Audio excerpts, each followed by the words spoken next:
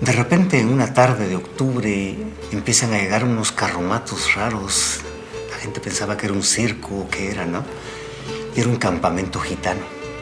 En el pueblo se corre la noticia de que hay algo raro y empiezan a llegar los curiosos a ver la llegada de los gitanos rumanos. Y entre las sábanas y entre las figuras aparece alguien. Una mujer guapísima, de unos ojos increíbles y de un pelo largo, llamada Margarita Mielos Vanushka. Los curiosos, de repente alguien, un joven, empieza un enamoramiento dentro de los ojos de él. Ella lo ve y instantáneamente se enamora de él. Y su pretexto de estar con ella y de sentir sus pieles, le lee la mano y le vaticina el futuro. Pero realmente comienza un romance muy grande y comienza algo tormentoso. El clan de los gitanos, que entre ellos se relacionan, pero no permiten la llegada de un payo, un blanco dentro de su clan. Y cómo es que Vanushka está metiéndose con alguien que es fuera del clan. Está la sociedad quesalteca, ¿verdad? Que todo es apariencia. ¿Y cómo es posible que mi hijo, siendo hijo de un gobernador, de un político, de un prominente rico, esté tratándose de meter con una cualquiera, con una gitana, con una prostituta, con una cirquera? Y entonces comienzan amores tormentosos, se logran escapar aquellas tardes, aquellos otoños, y al final optan por sacarlo a él del país y se lo llevan. Ella conoce a la hija del cónsul inglés y se casa. Ella permanece todavía aquí, no lo sabe, pero de repente la noticia: se ha casado, el amante se ha casado. Se desespera ella, se envenena y muere. Esos amores permanecen, ¿verdad? La gente quiere ir a ver ese santuario de amor de Romeo y Julieta y llevarse un pedazo del muro y decir: tengo un recuerdo de ese amor, ¿verdad? Entonces se crea donde entierran a Vanushka. Don Antonio Mielos la trae, la entierra y son 3 días. No de duelo, de fiesta. Los gitanos hacen fiesta entre vinos, música, el violín. Para los gitanos, la muerte es la renovación de la vida, es la oportunidad de volver otra vez como cuenta nueva, ¿verdad? Yo paro con una bola que está muy bien afinada, esta que siga allí, morena, buena, llena de bala, no importa si bajo el mundo. Quetzaltenango siempre se ha caracterizado por ser la ciudad más futbolística de todo Guatemala. ¿Por qué? Porque en Quetzaltenango se vive el fútbol de una manera muy diferente. Las barras son algo hermoso, como se dice en los cánticos, se vive un carnaval.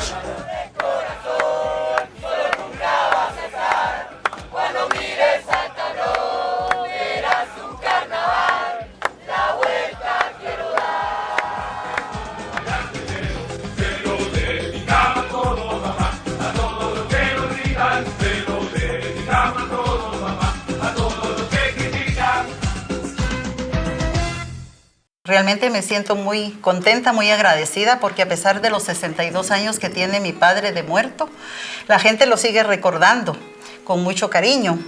Y pues mi madre siempre nos contaba a mis hermanos y a mí que mi papá era una persona especial, por eso creo que se fue tan joven, porque yo creo que cuando las personas tienen algo especial, Dios se las lleva desde muy jovencitos. Y como le comentaba la vez pasada también, cuando era convocado a la selección nacional tenía que estar preparado física, mentalmente. Tenían que acostarse lo más tarde a las 9 de la noche, no tomar ninguna bebida que les hiciera daño, acatar las órdenes que les daba el entrenador y estar prestos a servir a su patria Guatemala, porque era un honor representar a Guatemala. Yo tenía 18 años cuando él compartía, él ya era grande, me invitó a empezar con el Club Xelajú, a jugar y a enseñarnos todo lo que aprendía en la selección nacional, porque siempre fue seleccionado nacional. Entonces lo que aprendía en la selección nos lo enseñaba aquí a todos los del equipo Xelajú y lo aprovechábamos muy bien. A él no lo conocí, pero poco a poco uno se va relacionando en la historia de él. Y creo que fue un gran deportista, alguien que siempre dio la cara por la institución y llevaba muy en alto el nombre de Xelajú. Y la verdad que eso motiva bastante a uno como quetzalteco a defender los colores de su tierra, sobresalir, a ganar cosas importantes. Y creo que esa es una motivación también extra y cómo te podría explicar también algo que te motiva a hacer las cosas bien acá en Quetzaltenango, porque si no el pueblo acá, la verdad que la gente es muy exigente, te exige bastante y creo que ahí es donde uno tiene que salir a defender y los colores de esta afición y como de este pueblo, ¿no? Ay, Dios, mire, yo me fui hasta el barranco por los chivos una vez que los fuimos a ver jugar con los Cremas y se nos atravesó en Nahualá un señor y por estar esquivando lo fuimos a dar vueltas a un barranco y ya no fuimos a ver el partido. Entonces cuando pasaron los chivos en su camioneta, una camioneta más vieja, pero se llamaba la Jacarandosa, nos dedicaron el partido. Y para fatalidad más de nosotros, ese día perdieron el partido con el Necaxa 2-1. Nosotros teníamos que ir a vender en los partidos que chuchitos, que sándwiches, que frescos para juntar dinero y llevarles su refacción cuando ellos entrenaban. Les llevábamos casi el almuerzo, sándwiches de pollo, de jamón. No nos pedían fresco, querían leche y teníamos que juntarles bien. Después del entrenamiento se bañaban, se vestían y a trabajar. Fíjese que a mí me gustaba ponerme entre una señora que era mamá de un sacerdote y otra señora que era enfermera. Ay, la señora enfermera, ya todas murieron y solo yo quedo ya de ese grupo. La enfermera era pero remalcriada y maltrataba a los árbitros, hijo de no sé cuántas, mira que yo, cállate Telma, por favor. Y del otro lado tenía a doña Emma, que era recatólica por ser mamá de un sacerdote y empezaba: Dios te salve María, llena eres de gracia, corre Chaquita, el Señor es contigo, y seguía rezando el rosario en todo el partido. En el 2007 llegaron unas señoras aquí en un hotel que estábamos nosotros en concentración antes de salir al partido y ellas llegan y nos dicen: vamos a hablar con ustedes un rato, vamos a orar por ustedes. Está bien, va. Entonces ellas nos dicen: van a meter 4 goles, dicen, pero sí quiero que lo celebren con nosotras, digo. Pero en el momento uno a veces lo toma para bien y otros que lo agarran en fregadera, que sí, que está bien. Y sí, esa vez, la verdad, ganamos en San Marcos y creo que es donde uno se acuerda también del mijito, por favor. Y la verdad que son cosas que son anécdotas también que pasan en el fútbol dorado.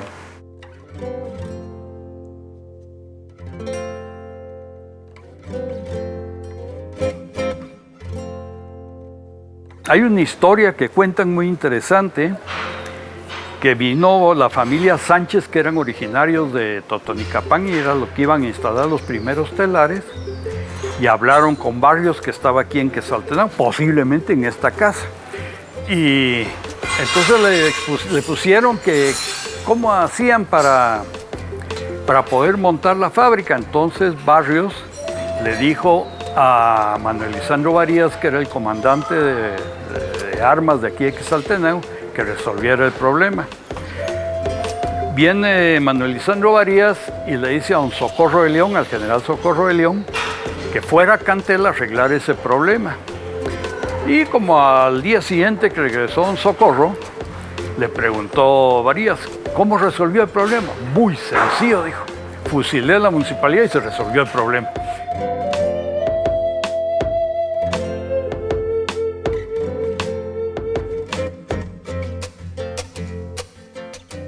La arquitectura de Quetzaltenango tiene 2 periodos. El periodo colonial, del cual ya queda muy poco. El principal exponente de ese periodo es la catedral, la fachada de la catedral y el campanario de la misma. Luego viene el periodo de la arquitectura llamada neoclásica, aunque no corresponde realmente al periodo neoclásico porque ya es tardío. Y uno de los principales arquitectos que se tuvo en Quetzaltenango fue el señor Domingo Goicolea.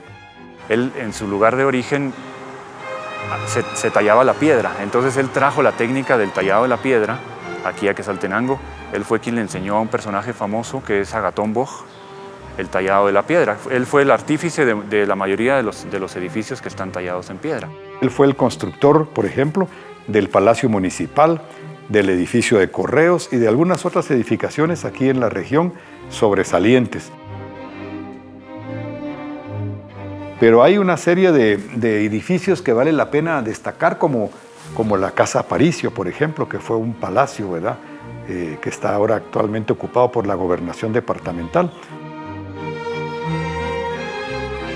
Quetzaltenango tiene una arquitectura dispersa en la ciudad, es muy interesante, ¿verdad? Y tal vez vale la pena mencionar el caso de Villa Lesbia, ¿verdad?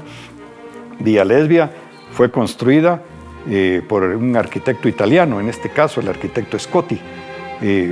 La historia de Villa Lesbia viene porque el que generó un capital importante antes de construir ese edificio y toda esta historia se llamaba don Felipe Carrascosa. Don Felipe Carrascosa fue un cafetalero, pues él tenía fincas en Chiapas y aquí en el occidente de Guatemala.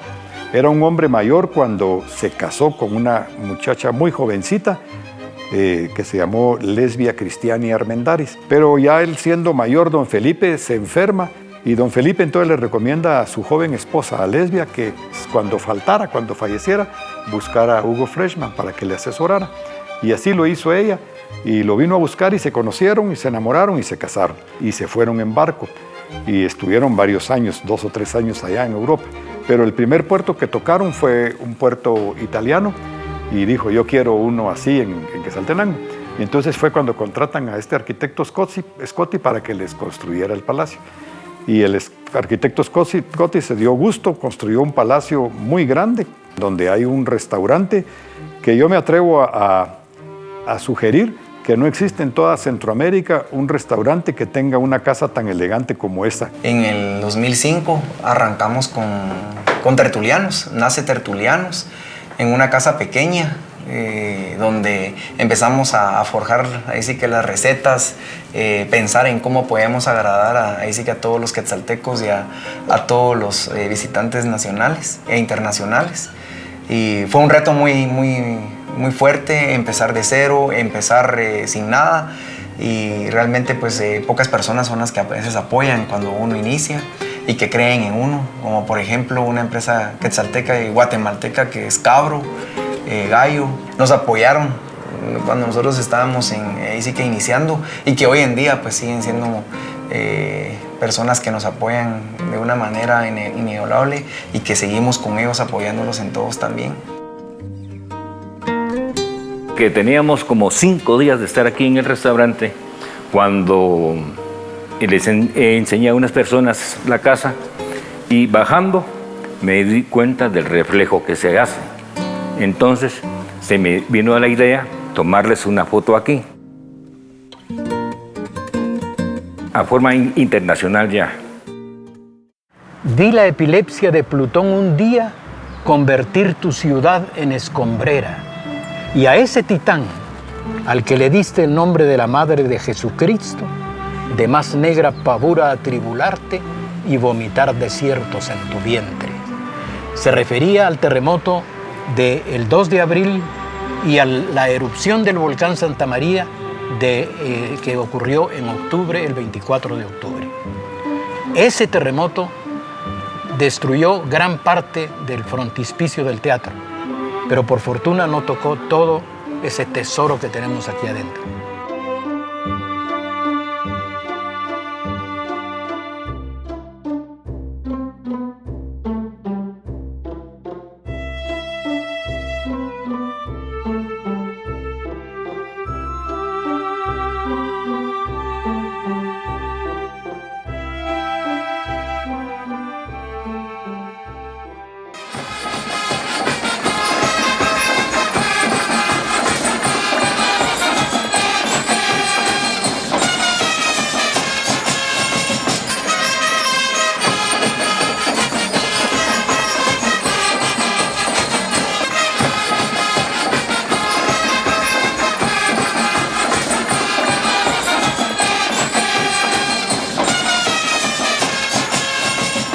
Septiembre, uno de los meses más lluviosos, amalgama una serie de tradiciones en la ciudad de Quetzaltenango. La coronación de sus majestades, señorita Quetzaltenango, reina del deporte, reina nacional de la belleza y ahora la reina internacional. Y también dentro de lo folclórico y tradicional encontramos la elección y coronación de la Umial Tinimit Reselajujno, una figura principal dentro de la tradición quetzalteca. Además, las bandas de guerra, tan originales y tan bellas de los distintos institutos de nuestra ciudad, que son la alegría, no solo para los vecinos, sino también para quienes nos visitan.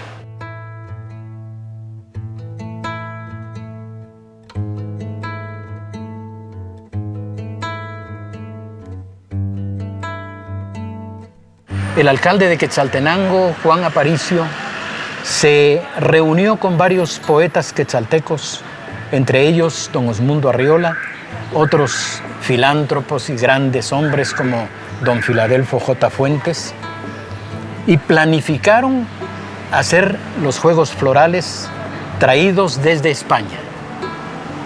Pero estos Juegos Florales tienen una historia que se remonta a las épocas de la Roma antigua, 173 años antes de Cristo, que eran unos juegos florales que les pusieron así porque los bardos, los poetas, hacían poesía en las plazas y las damas les entregaban una flor como compensación a su inspiración poética. Eso se fue tornando, después ya fueron fiestas mucho más grandes en la misma Roma y después fueron ya trasladándose a Tolosa, Francia. Más adelante llegaron a España y de allí tomaron un auge que vino a parar a América Latina. Pero Quetzaltenango es uno de los primeros lugares donde se realizaron Juegos Florales. Después se realizaron en La Habana, Cuba, en Chile y en otros países de la América Latina. Aquí en Quetzaltenango han llegado a obtener la flor natural poetas argentinos, chilenos, españoles y de otras nacionalidades. Y hay una agrupación que se encarga de darle la solemnidad, la sal y pimienta a estas celebraciones, como lo es Fraternidad Quetzalteca, con casi 6 decenios de historia dentro de Quetzaltenango y la propia ciudad de Guatemala. Por Fraternidad Quetzalteca han pasado personajes ilustres, como el doctor Werner Ovalle, que fue, además de ser médico, fue maestro del gay saber en los Juegos Florales de Quetzaltenango. Y así le puedo mencionar mucha gente que ha dado lustre a Fraternidad Quetzalteca, como en el caso del periodista Jaís Chávez, que ha sido la voz de Fraternidad Quetzalteca, tanto en las veladas como en todas las actividades de Fraternidad Quetzalteca en la que participamos. Nací en Quetzaltenango. Todas mis actitudes han tratado de enaltecer el nombre de Quetzaltenango. Y voy a morir amando a Quetzaltenango.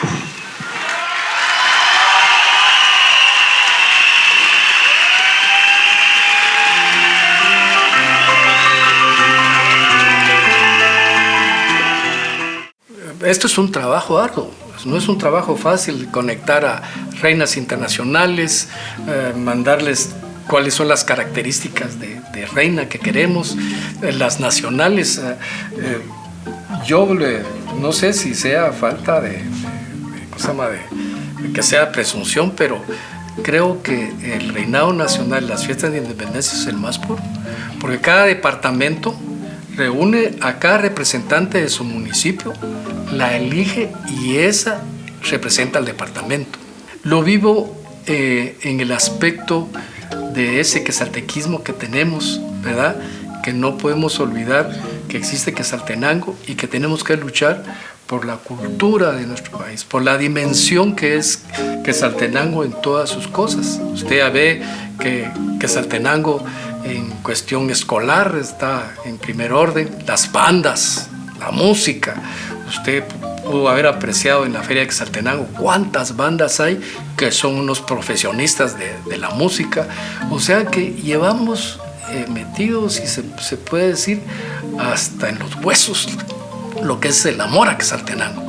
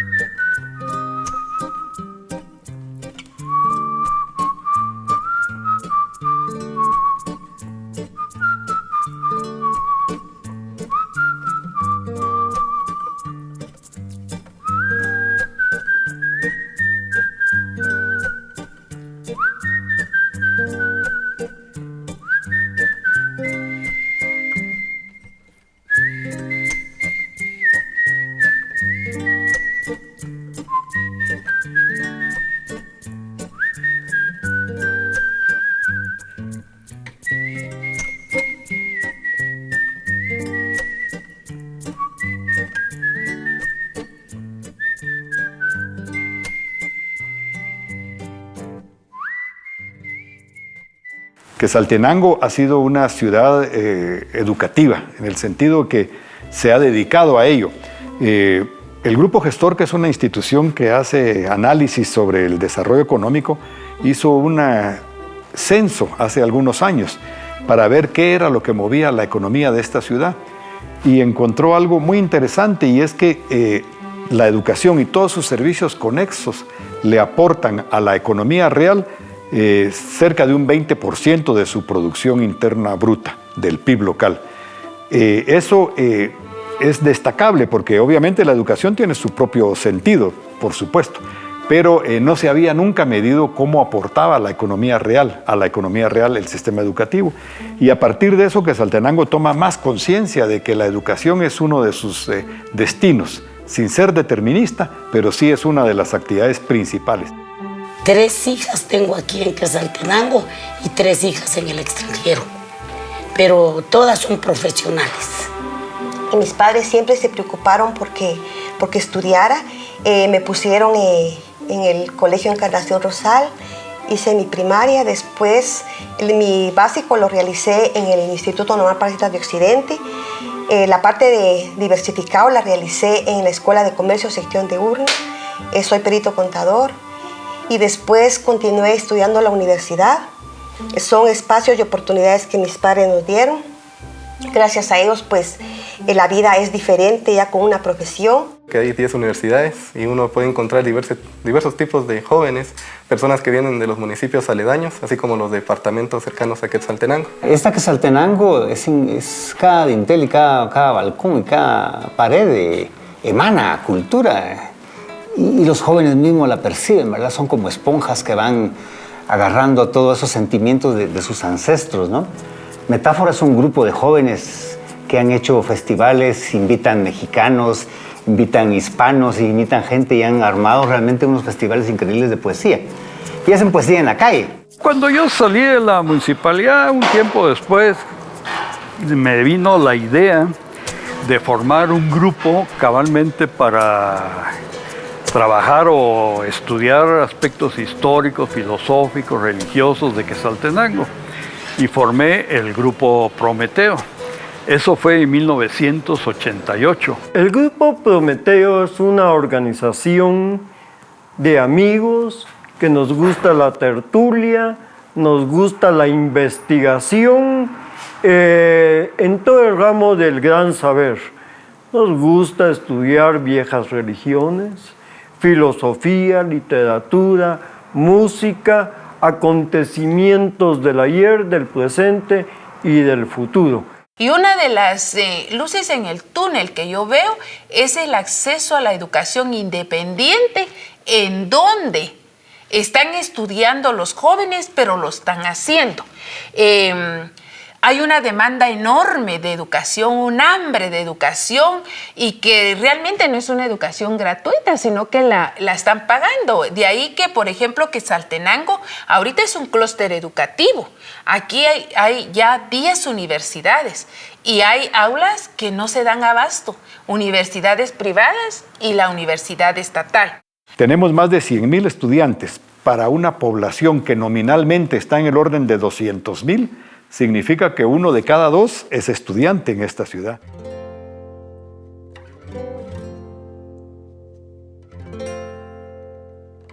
Quetzaltenango, en mi opinión, es una muestra, una prueba de una convivencia intercultural, de respetos mutuos, en las que se convive los indígenas y no indígenas de una manera muy civilizada.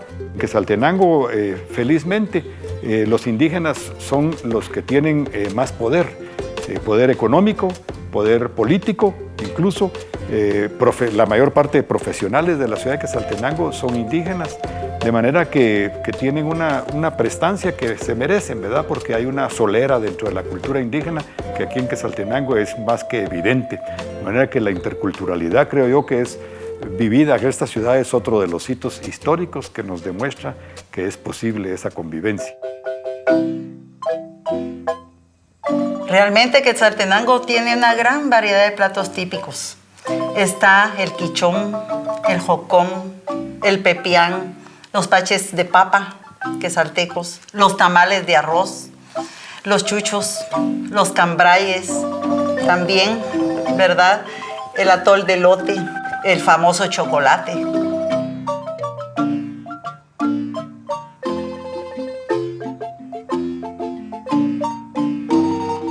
El abuelo se enamoró de ella y puso una tienda aquí hace 113 años. En la esquina del Palacio de Justicia, que hoy le llamamos, en esa esquina él puso la tienda, porque cada puerta era una tienda. Y don Mariano Figueroa era el dueño de todo el lugar. En ese lugar habían tiendas de toda clase. Y el abuelo traía la receta del chocolate y de la jalea. Así que enseñó a la abuelita a hacerla y empezaron a venderla. Por eso es que tanto la tienda como el chocolate y la jalea se venden desde hace 113 años. Sí, la jalea es totalmente natural. La fruta, que tiene que tener pectina natural para que pegue, sin gelatina, sin preservantes, sin nada. Se hace en un perol de cobre, se pasa en un sedazo cuando ya está cocida la fruta y se le agrega azúcar. Lo que tiene es mucho fuego.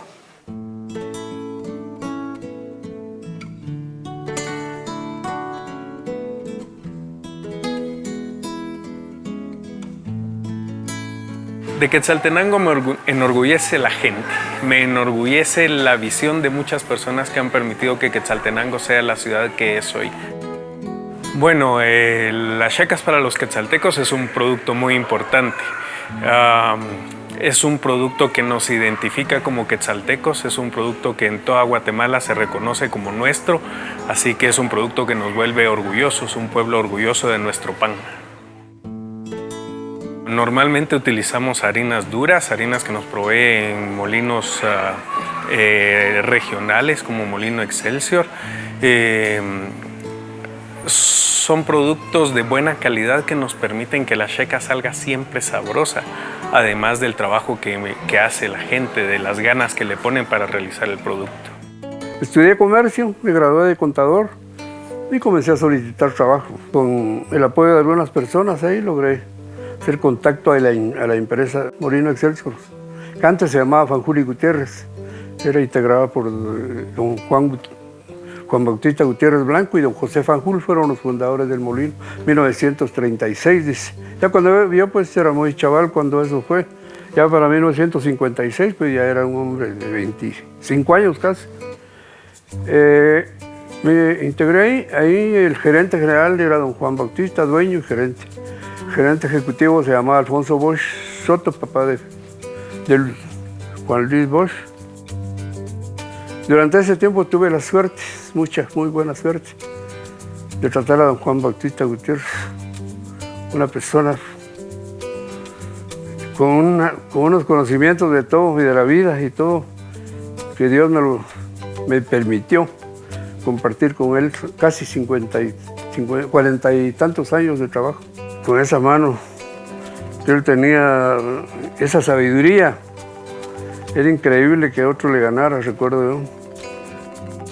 Esa exquisita humanidad, esa exquisita forma de tratar a sus trabajadores. Así era tan bondadoso que se bajaba hasta los niveles de los niños. Una de recuerdos, inclusive cuando llegué le decían papas a los empleados, los trabajadores, porque todo el mundo tenía su casa, sus terrenos, sus vacas y sus cosas, porque él no les llegaba un solo centavo de préstamo, no les cobraba intereses.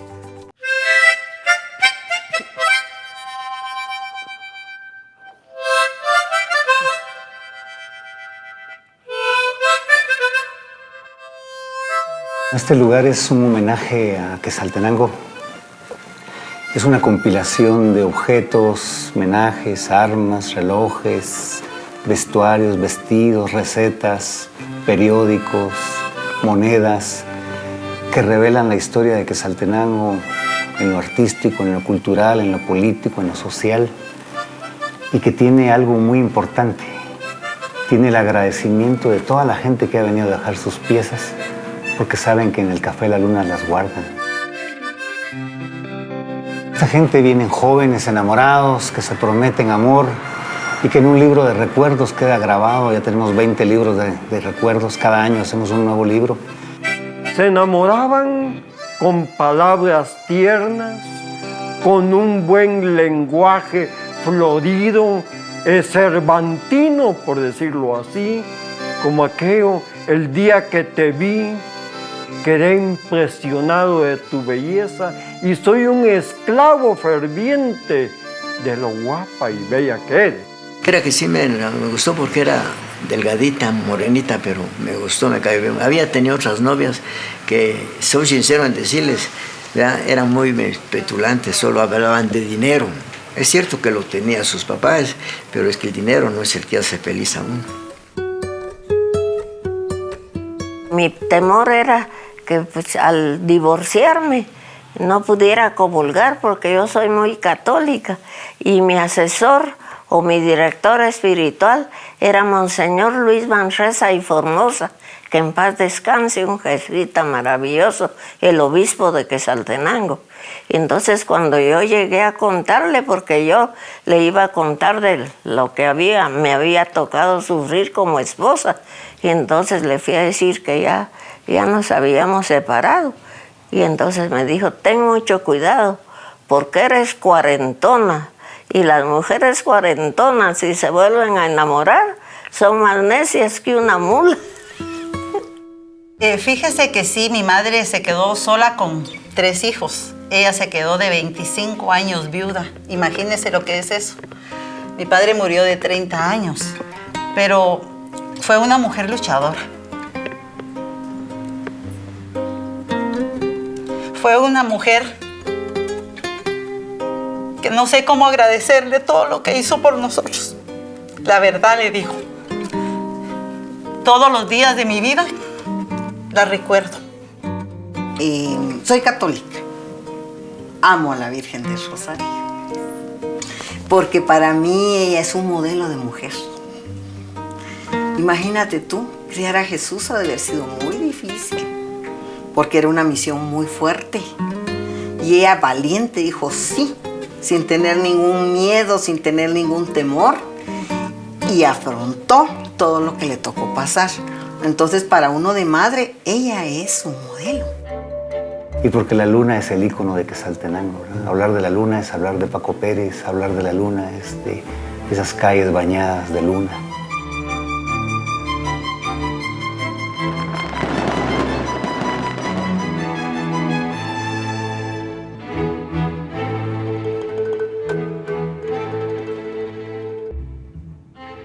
Xela para mí es la ciudad más grande que tiene Guatemala. Inclusive Quetzaltenango le ha dado mucho prestigio y mucha fama a Guatemala.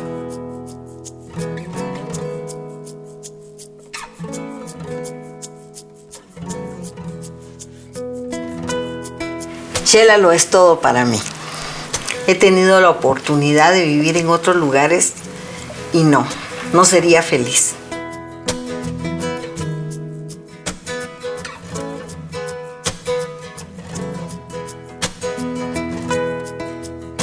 Soy súper chiva de corazón y amo mis costumbres, mis tradiciones, amo la comida de mi abuela, me fascina la gastronomía de Quetzaltenango.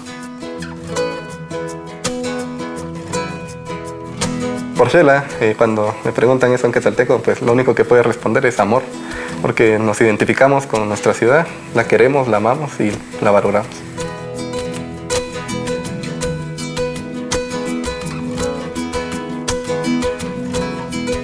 La gente de Quetzaltenango es muy solidaria, es de brazos abiertos.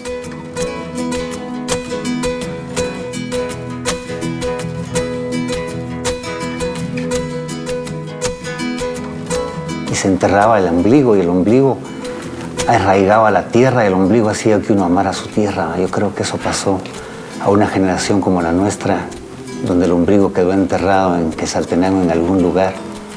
Y por eso es que Raúl Isás ama esta tierra.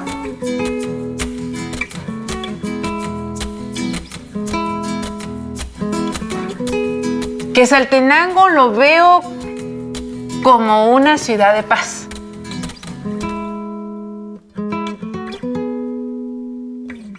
Pero mi amor por Xela es básicamente por todo lo que es y significa.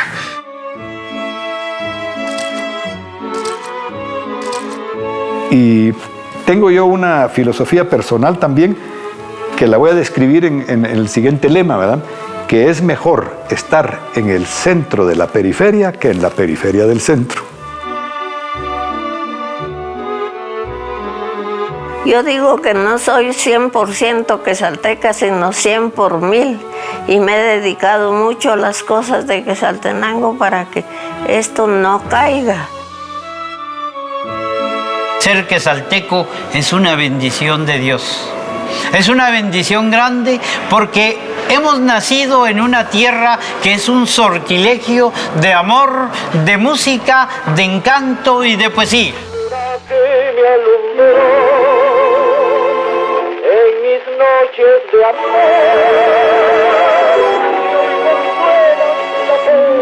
pero una morena se me